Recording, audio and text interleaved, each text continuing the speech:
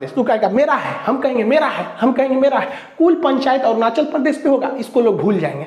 अजब हाल है। भारत सरकार को कहना चाहिए ससुरा बीजिंग हमारा है, तोरे बाप का नहीं है, क्योंकि यहाँ पे है चीन की दीवार। और भारत सरकार को कहना चाहिए हमारे नक्शा के हिसाब से चीन की दीवार के उधर ना चाइना है, इधर तो है ही नहीं है। ससुरा को कुत्ता की तरह बोलिए।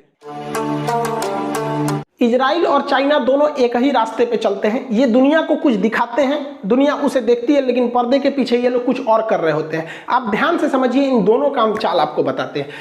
1948 में फिलिस्तीन पर पूरी तरह से धावा बोल दिया इजराइल ने और पूरी तरह से अपना क्षेत्रफल विस्तार करना चालू किया।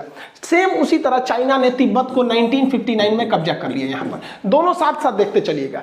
फिलिस्तीन के बाद ये अगला नंबर किया गोलान की पहाड़ियों पर। गोलान जो सीरिया में है, इन पहाड़ियों को कब्जा कर लिया, क्योंकि सेना की दृष्टि से वो जगह बहुत ही जबरदस्त था। उसी तरह चाइना ने ही क्या किया, तिब्बत पर कब्जा करने के बाद अक्साई चीन पर कब्जा कर लिया, क्योंकि अक्साई चीन जो है लद्दाख के ऊपर का एरिया है, ये ऊंचा है और स्ट्रेटेजिक सेना के रूप से महत्व है। दोनों सेम काम कर रहे हैं, आप देखते चलिए यहाँ पे।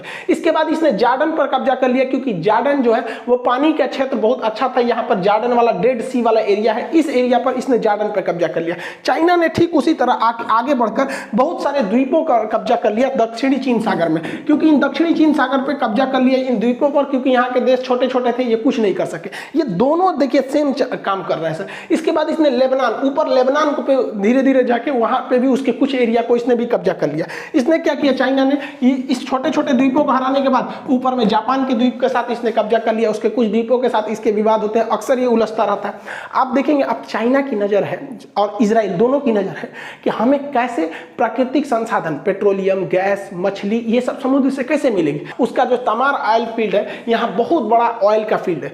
यही नीति पे चल दिया चाइना में। उसने दक्षिणी चीन सागर पर पूरा कब्जा करने बैठ गया है, क्योंकि दक्षिणी चीन सागर दुनिया का सबसे बड़ा समुद्र होने के साथ साथ यहाँ पर बहुत ही बड़ी मात्रा में पेट्रोलियम और गैस फील्ड को पाया जाता है। इन दोनों के युद्ध नीति में चार चीज बहुत तेज शामिल रहते हैं।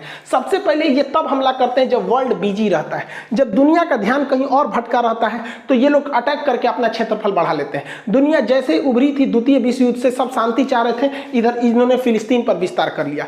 ठीक उसी तरह 1960-61 में अमेरिका और रूस युद्ध के कगार पे पहुंच गए थे। क्यूबन मिसाइल क्राइसिस, क्यूबा को लेकर पूरी दुनिया इंतजार कर रही थी, आज युद्ध हो जाएगा कि 2 घंटे बाद होगा कि कल होगा, इतना भयानक था। इसी का मौका देख के चाइना ने क्या कर लिया, धाए से 1959 में तिब्बत कब्जा कर लिया, 1962 में हमारे ऊपर हमला करके अक्साई चीन कब्जा कर लिया। पिछली बार जब लॉकडाउन लगा था तो चाइना ने क्या किया, हांगकांग पर नियम बना दिया कि यहाँ हांगकांग पे हमारी सरकार रहेगी, जो हम यहाँ पे डिप्यूट करेंगे।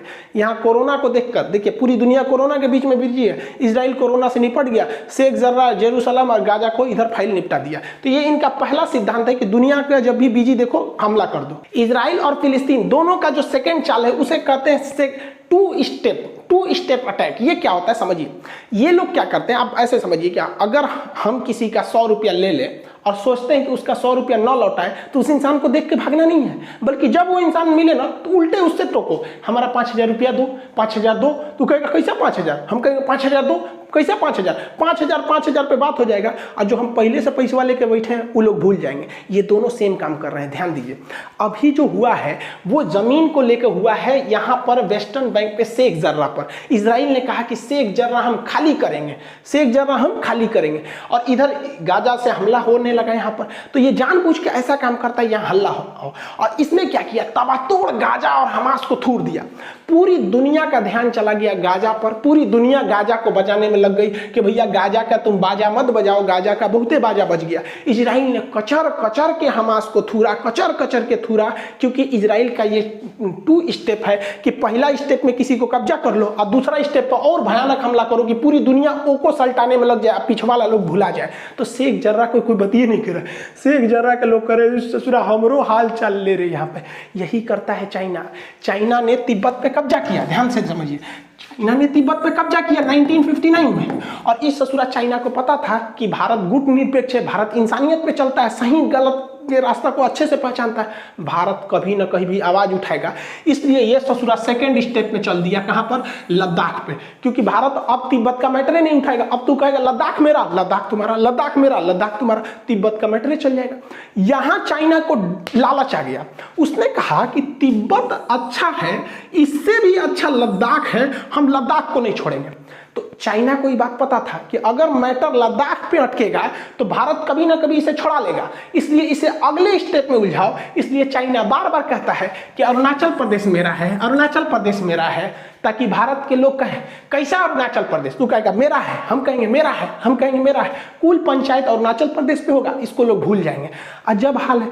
भारत सरकार को कहना चाहिए ससुरा बीजिंग हमारा है, तोरे बाप का नहीं है, क्योंकि यहाँ पे है चीन की दीवार। अब भारत सरकार को कहना चाहिए हमारे नक्शा के हिसाब से चीन की दीवार के उधर ना चाइना है, इधर तो है ही नहीं है। सोचो कुत्ता को कुत्ता की तरह बोलिए। इनका तीसरा प्लान जो होता है वो होता है फ्यूचर अटैक का फियर दिखाना, भविष्य में और भयानक हमला करने का डर दिखा देना। तो इजराइल गाजा को धोया और इतना धोया, उसके बाद कहता है कि अभी मेरा ग्रेटर इजराइल बनाना है, अभी हम मिस्र से जमीन छीनेंगे, जॉर्डन से छीनेंगे, कुवैत से, सऊदी अरब से, सीरिया से, लेबनान से, इन सब से छीनेंगे। मतलब ये क्या करता है, किसी मरे हुए को इतना भयानक मारो, इतना मारो और सबको दहशत फैला दो कि कोई मेरे खिलाफ आवाज उठाए तो यही होगा। फिल्म में क्या होता है, एक गुंडा आता है, किसी ठेला वाले को पकड़ेगा, किसी कमजोर को पकड़ेगा, भयानक मारेगा, सरेआम गोली मार देगा, कहेगा मेरे खिलाफ किसी ने आवाज उठाया तो सही यही होगा।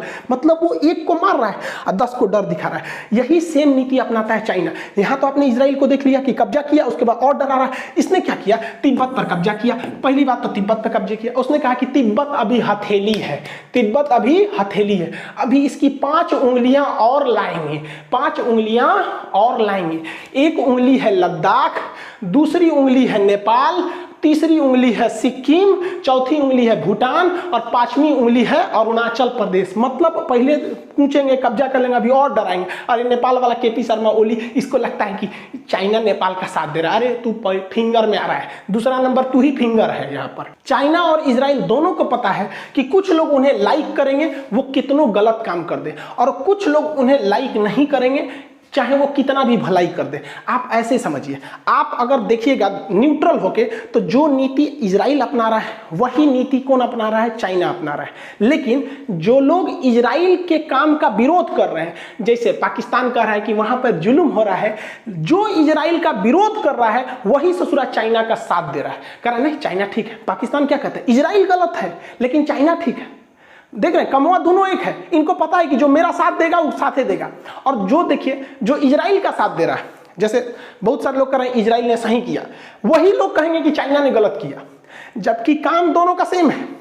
तो यही गड़बड़ हो जाता है। अमेरिका कहता है कि इजराइल को अपनी रक्षा करने का अधिकार इसलिए धो दो, और वही अमेरिका कहता है कि चाइना जापान पर हमला मत करो क्योंकि मेरा साथी है। तो इन्हें पता है कि दुनिया एक गुट में बन चुकी है, और रियलिटी है कि जियोपॉलिटिक्स में यानी इंटरनेशनल रिलेशन में यहाँ केवल और केवल हमारा फायदा, हमारा बिजनेस सही होना चाहिए। भाड़ में गया इंसानियत। क्या कोई मुस्लिम कंट्री कहेगा कि यहाँ पर अजरबैजान ने आर्मेनिया पर जुल्म करके नागोर्नो कराबाख को घर में घुस घुस के मारा है? क्या अभी भी अजरबैजान आर्मेनिया पर हमला करते जा रहा है? क्या कोई कहेगा? नहीं, क्योंकि यहाँ मुस्लिम देश है यहाँ पे, और वहाँ पे अगर इजराइल मार रहा है तो गलत है, अजरबैजान मारा तो ठीक है यहाँ पर।